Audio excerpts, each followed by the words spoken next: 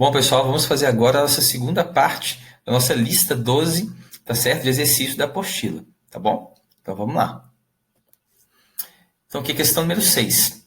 Ao retirar o copinho de um porta-copos, um jovem deixa-o escapar de suas mãos, quando ele já se encontrava a 3 centímetros da borda do porta-copos. Misteriosamente, o corpo permanece por alguns instantes pairando no ar. Analisando o fato, concluiu que o atrito entre o corpo extraído e o que ficara exposto havia gerado uma força de atração de origem eletrostática. Supondo que a massa do copo seja de 1 grama, a interação eletrostática ocorra apenas entre o copo extraído e o que ficou exposto, sendo que os demais corpos não participam da interação. Os corpos, o extraído e o que ficou exposto, possam ser associados a cargas pontuais de mesma intensidade. Então, temos dois dados importantes aqui, que as cargas têm a mesma intensidade, ok? Então, ou seja, aqui nós vamos ter uma carga Q1, por exemplo, né, igual a Q2. E a massa do copo é de 1 grama, ou seja, 1 vezes 10 a menos 3 quilogramas. Se ele está pairando no ar, está flutuando, quer dizer que a força resultante que atua sobre ele é zero.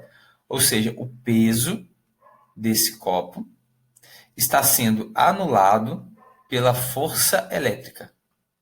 Aqui sim. Tá? Então a gente tem aqui, certo? Aqui, vamos imaginar o centro, né, do copinho. Eu tenho duas forças atuando sobre ele. E essa força elétrica, ela tem que ser igual ao peso, ok? Nessas condições, considere a gravidade 10, a constante elétrica 9 vezes 10 a 9, né, o módulo da carga elétrica excedente no copinho, momentos após a sua retirada do porta-copos, foi em coulombs aproximadamente. Então, ele quer um valor dessa carga aproximadamente. Então, o peso tem que ser igual à força elétrica. Peso é a massa vezes a gravidade. A força elétrica, a constante K, a carga de um copinho, a carga do outro, dividido pela distância entre eles ao quadrado. Então, a massa, 1 vezes 10 a menos 3 quilogramas. A gravidade, 10. O K, 9 vezes 10 a 9. Vou colocar a carga ao quadrado, porque elas são iguais, né? E a distância entre eles é de 3 centímetros. Se a gente voltar aqui, ó, ele coloca aqui, ó, 3 centímetros a distância, certo? Então, só que está ao quadrado. Então, é 3 vezes 10 a menos 2 elevado ao quadrado. Tá? Tem que passar tudo para metro. Então, a gente não pode esquecer desse detalhe, não. Tá bom? Então, fazendo essa operação, aqui 10 a menos 2, vai ficar 1 vezes 10 a menos 2, que 10 vezes 10 a menos 3, é igual a 9 vezes 10 a 9, vezes a carga ao quadrado, dividido por 9 vezes 10 a menos 4. Posso cortar 9 com 9. Passo esse 10 a menos 4 para cá. Vai ficar 1 vezes 10 a menos 2 vezes 10 elevado a menos 4. E passo 10 a 9 dividindo. 10 a 9. Então, como é tudo potência de 10, né, vou deixar aquele 1 ali. Então, a carga ao quadrado vai ficar 1 vezes menos 2 com menos 4, menos 6. Esse 9 passa para cima como mais 9. Então, vai ficar 10 elevado a menos 15. Tá? Como 10 a 15 não tem raiz, vou fazer o seguinte, ó. Eu vou colocar aqui 10, vou andar uma casa para a direita, e eu tenho que subtrair 1 no expoente. Porque fica um número par no expoente, fica fácil de fazer a conta, né? Raiz de 10 é em torno de 3,14 mais ou menos, 3,15. Raiz de 10 a menos 16, 10 a menos 8. Então, tem que ser algo próximo de 3 vezes 10 elevado a 8. Então, com isso, né, como ele quer aproximadamente, a resposta é a letra D de dado. Beleza? Questão bacana, né? Igualar a força elétrica com peso, né? Mistura um pouco de lei de Newton com força elétrica. A questão número 7. Né? Na configuração a seguir, estão representadas as linhas de força e as superfícies equipotenciais de um campo elétrico uniforme de intensidade 2 vezes 10 a 2 volts por metro. Considere as afirmações a seguir. Primeiro, a separação D entre as superfícies equipotenciais vale 0,2 metros. Então, vamos lá, vamos calcular. Essa diferença de potencial entre essas duas linhas, né, vou chamar de VAB, é igual a 40 volts.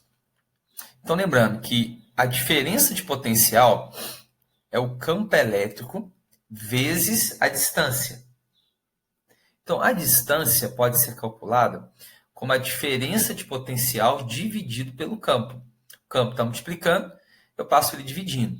Então, dividindo 40 por campo elétrico 2 vezes 10 elevado a 2, 40 por 2, 20. O 10 a 2 passa como 10 a menos 2. Ou seja, vão dar a mesma coisa que dividir por 100, né? Que vai dar 0,2 metros. Tá? Então, nesse caso, né, que não é a diferença de potencial, é a distância. Né? Opa, escrevi errado aqui. É a distância. Então, se observar, né, olha aqui, tá certo. Então, verdadeira primeira. O trabalho realizado pela força elétrica para deslocar uma carga 6 microcoulombs de A para C vale 2,4 vezes 10 a menos 4 joules. Então, vamos ver. O trabalho pode ser calculado como a diferença de potencial vezes a carga. A diferença de potencial, 40. A carga, 6 vezes 10 a menos 6 coulombs. Ok? Então, fazendo a conta, né? A gente vai fazer aqui. 40 vezes 6, 240. Vezes 10 a menos 6, vai dar 2,4 vezes 10 a menos 4 joules. Então, deixa eu observar, né, também está correto. Ok? 2,4.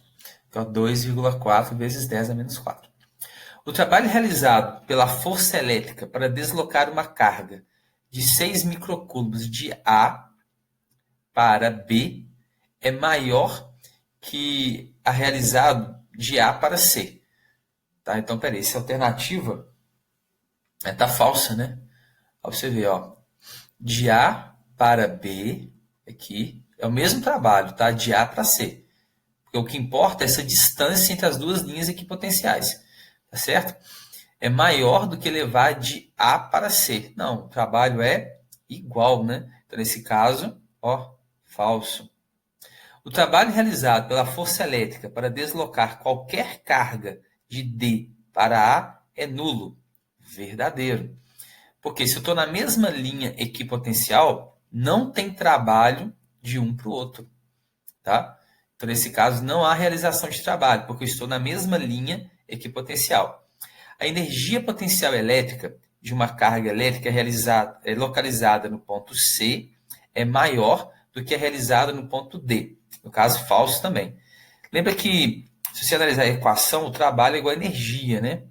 Então, nesse caso, o potencial, se você observar, quanto maior o potencial, maior é a energia, maior o trabalho. E o potencial no ponto D, ele é maior. Então, isso quer dizer que a energia potencial no ponto B é maior do que a energia potencial no ponto C. Tá? Porque o potencial elétrico é maior. Então, é falso. Então, correto é A1, aqui, A2 e A4. Beleza? Resposta lá na apostila, né?